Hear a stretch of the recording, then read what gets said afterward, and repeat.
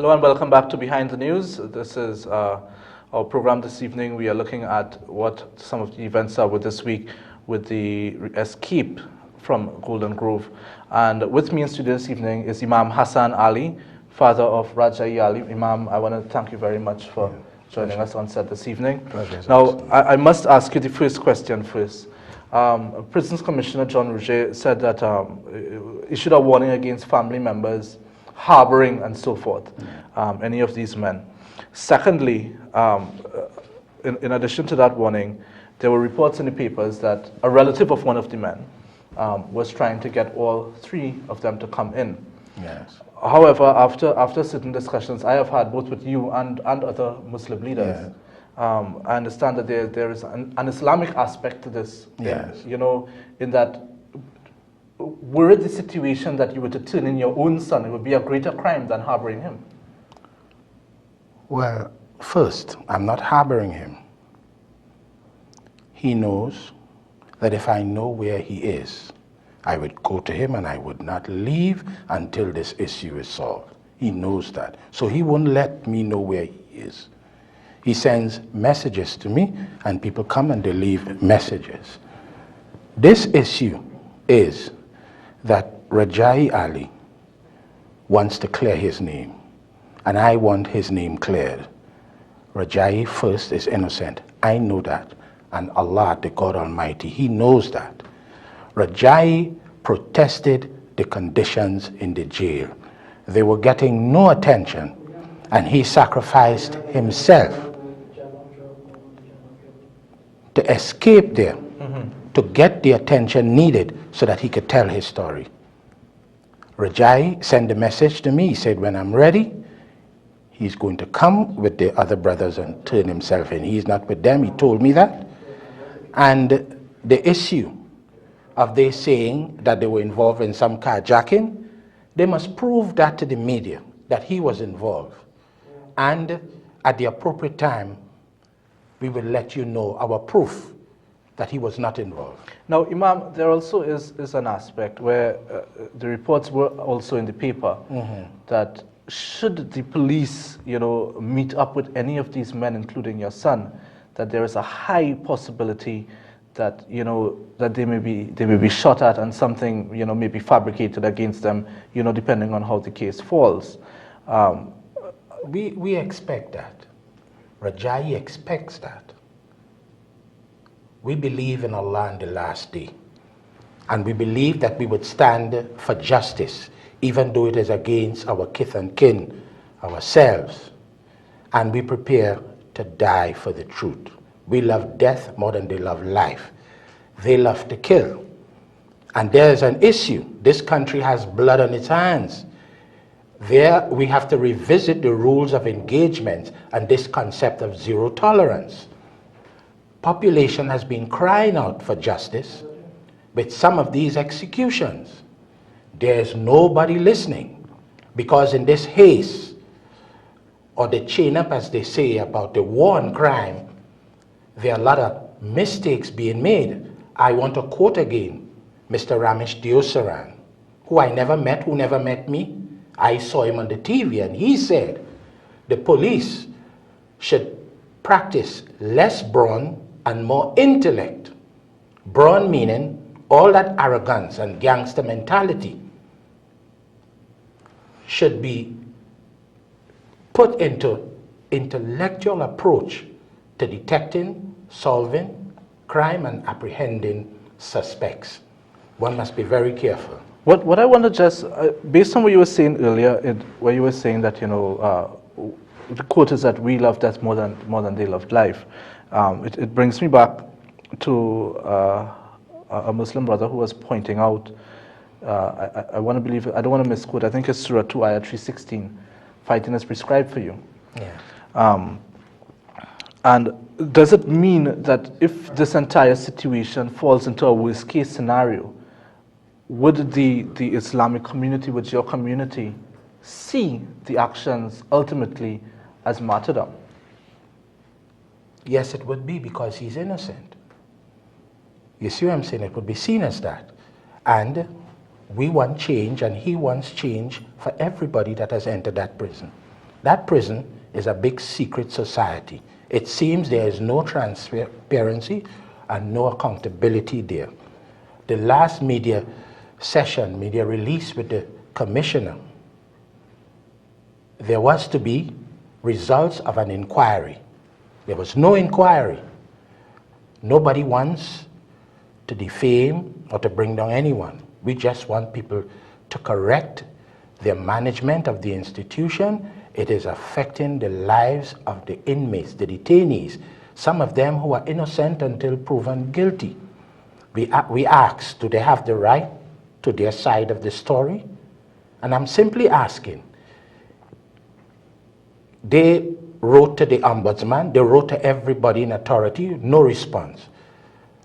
The whole society seems to be going through a transition phase where people have to upgrade and do what they are paid to do.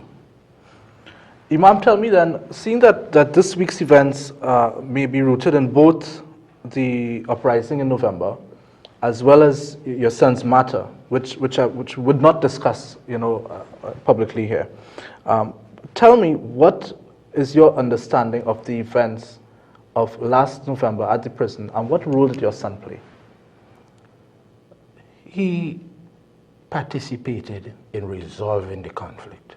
He never started anything. Mm-hmm. He wasn't involved in starting anything. What they must understand is the prison facilities have to upgrade, and there are different individuals now entering into the institution. More youths are entering into that institution that are different. They are not going to stand for the deplorable conditions inside there. They are aware, so they were protesting. There was a lot of frustration in there, a lot of restlessness. He participated in helping the commissioner. When the commissioner couldn't walk through the corridors of the prison because the inmates would throw filth in him, he walked with him.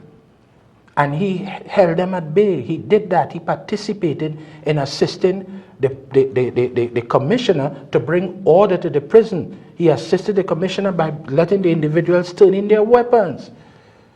And this is the issue. Now, at a certain time, the commissioner was reasoning, even the junior minister of national security was in there reasoning to bring some understanding to what is taking place. And we felt that the association members never liked the reasoning procedure. They wanted the old culture of abuse to take place. Beat them. Don't reason with them. Don't discuss nothing with them. Just beat them. That seems to be the mindset. And that is just what they did. Well, I mean, there was at least one clearly documented case, I think, where an inmate lost an eye to a rubber bullet. That's right.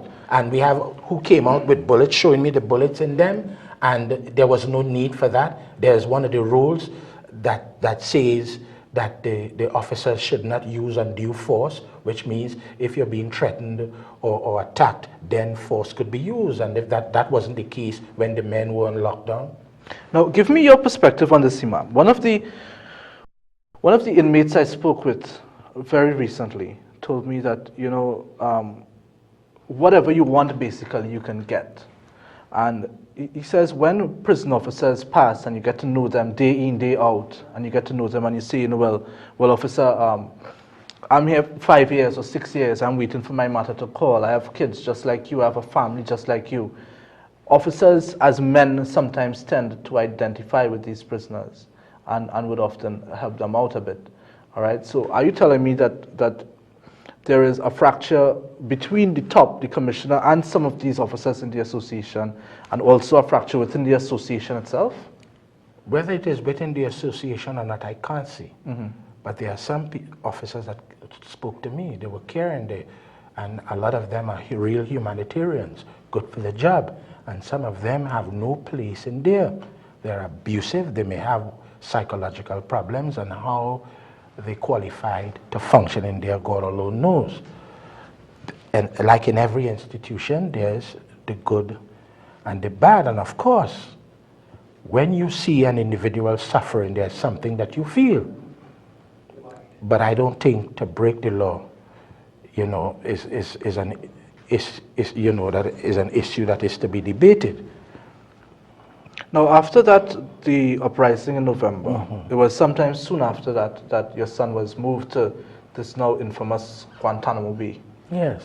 You feel it was as a result of his... No, he took it personally. He felt betrayed by the commissioner. He felt betrayed because he is trying to get some information out to show what his side of the story. And he felt betrayed by the commissioner and the Minister of National Security, where they were held and how they were treated. Where they are held, you know, when the officers leave on evenings, no one comes back until the next morning, so they are locked down there, and if something goes wrong, nobody can come out of the cell. That is a frustrating thing indeed. And then the straw that broke the camel's back is a man with TB on the cell block. That is where he turned. In my visits, he told me, he said, I could die, I don't care about my dying, you know, but nobody wants to hear us. Nobody wants to hear us. And we saw recently the Monrepo police station where they had a TB infected prisoner. That's right. How they sanitized and everybody. That's right. But I mean, how sure are we of this TB inmate? How sure could we be unless we are allowed to go in there? What, you have something to hide? You know what I'm saying? Well, it is the institution. It is time. Look, the judge, the magistrate or the judge entered the prison walls based on the request of some inmate, and they may have hastily gone and made some temporary refurbishments, and she still condemned the facilities. We have to ask ourselves, is the present system of management appropriate? You know, are they doing what they could do or should do with the funding that is allocated to them? Well, Minister Hines is always talking about, you know, rehabilitation and curb recidivism and... Public relations, that is what it looks like to me. There's a lot of talk and then we're not getting the thing behind. Let Dr. Ramesh Diosaran and some other people go into the prison. When a prisoner writes to the ombudsman, what is his duty? He should be able to go to the prison and see for himself and let us know what is taking place. But it's a big secret society, you can't go in there. Let me tell you something. In 1995, Eustace Piper tried to escape. Eustace Piper was beaten to death in the prison cell, handcuffed. An official said, kill him when he entered the cell block, jump up on his head and kill him. That is what ex-detainees of India are saying to me. And we say, reopen this case. Let us understand what is taking place there. There's this culture of abuse and violating the rights of the detainees. And that is not in keeping with international penal standards. It is unacceptable. It must stop. It does not help rehabilitation and reform. It's been brought to my attention a number of times, and there was a childhood buddy who I had in Curep growing up, and he ended up in remand yard at some point. And when he came out, he told me, he said, you know, Naylan, I went in there for this small little charge, yes, which he was eventually found innocent of. He said, but I came out here now, and I mean, I know how to open almost any kind of car, any kind of lock, how to do this, how to do that. Yes. So what is your idea for some of the prisons? You have been going there, your son is there, you know what the conditions are like. What kind of recommendations would you put forward to improve this prison system? Rehabilitation and reform of these individuals should begin with remand yard. A man is in remand yard sitting down 24 hours a day with nothing to do, waiting for his case to start. There should be a law library, telephones to call home. There should be things to assist the man, counselors to counsel and reform them while they're there, if they want to participate, and they should participate. You see what I'm saying? But this institution needs upgrading. The facilities need upgrading. The individuals, how they hold and treat the detainees, that needs upgrading. And, you know, we are hearing a lot of public relations ploys about what is being done, and we are concerned that it is not being done fast enough, and we don't want to downgrade everything that they do. But one of the things is, I've never been in the prison. But all the little youths that are coming out, they are talking to me about inside here. Imagine they tell me the worst abuse you could get is not from the police, you know, it's from the prison officer. All prison officers are not like that. This commissioner, I liked him for reform and rehabilitation of the whole system. But something is wrong. Somebody chained him up to go berserk on them, and we are concerned. So the question that I asked in opening this program, did these men escape to gain the freedom beyond walls and bars, or are they escaping to gain freedom from the oppression of the system? They sent the message to me and said that they escaped to protest. They escaped with Imam Rajai to accompany him to protest. They are brothers. He teach them, they pray with him, he prays with them, and they said they don't run to just escape. They escape to raise the point and to show that they're going back in. Hopefully, they're going to make it before they're killed. Only Allah knows the outcome of this. Before we go, Imam, I would invite you, either as one Imam to another or as a father to a son. If your son is looking at us now, you could probably look straight into there and tell him whatever you need to say. Beloved, Allah is the greatest, and nothing moves or has might or power except by Allah's decree. Let me find you, you know, and let us stop this at this very moment. Find the brothers wherever they are, and let us get this thing solved. Because now they're starting seemingly to tell lies and slander your name. All right. Well, Imam Hassan, I just really want to thank you very much for joining me today. And I want to thank you for joining me on this edition of Behind the News, where we go behind the news and tell the stories that the others ignore. Do have a good evening from all the staff and crew here at Win TV, and enjoy your weekend.